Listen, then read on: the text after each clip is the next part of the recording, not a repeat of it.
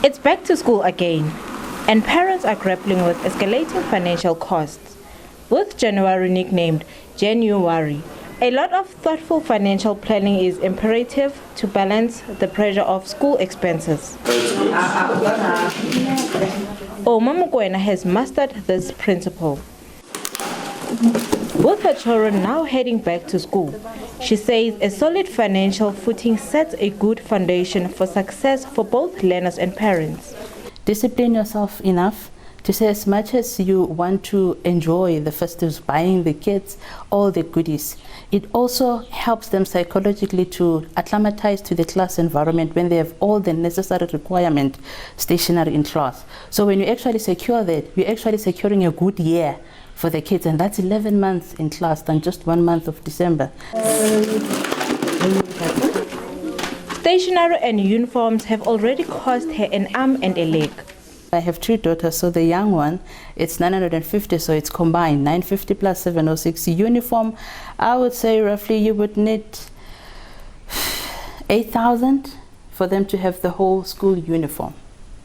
So it's quite expensive for an average South African person, let alone if you're a single mother. With many family budgets already overstretched, the added expenses can be overwhelming, and the growing trend of unusual stationery demands leave some baffled. Things are not the same. There is a lot of increase, especially in the uniform and the shoes. That is give us a problem as a parents. Fortunately for us, it's even less this year, but I've heard about the lists that are very unusual around, but for us it's been the same. According to Statistics South Africa, overall education was 6.3% more expensive in 2024 than in 2023. This exceeded the 5.7% annual increase in 2023 and was the highest since 2020 when it rose by 6.4%.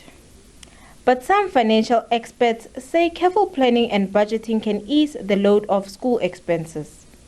Another budget tip for parents who are struggling with income when it comes to school expenses is perhaps to review the school your child is at. As painful as it is a decision, it is important to stay within your lane in terms of affordability. And remember, school fees escalate on average at a rate of 10% per annum, which means that in 7 years at that rate, your school fees will have doubled. Learners have also expressed mixed emotions about returning to class. I'm kind of nervous to go back to school and kind of sad that schools are opening.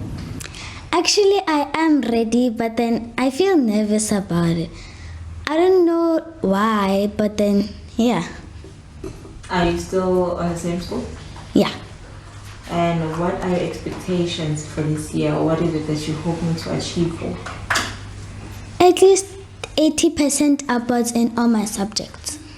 I'm excited to be in the new grade, and I'm just excited to see all my friends again.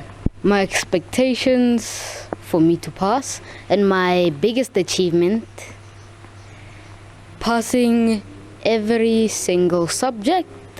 While preparations are focused on the financial reality of the back-to-school season, mental health experts have advised parents not to ignore their children's state of readiness. The reason for that is so that children can have a smooth transition.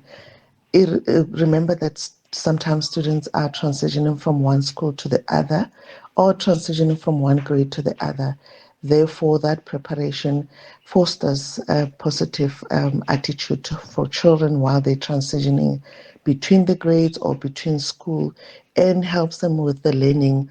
So the learning experience for those children become positive, and it also helps them to prepare for effective social interactions at school. With a few days before the school gates swing open across the country, there's a call for safety to be prioritized by all stakeholders. Nonhlanhla Njingila for SABC News, Pretoria.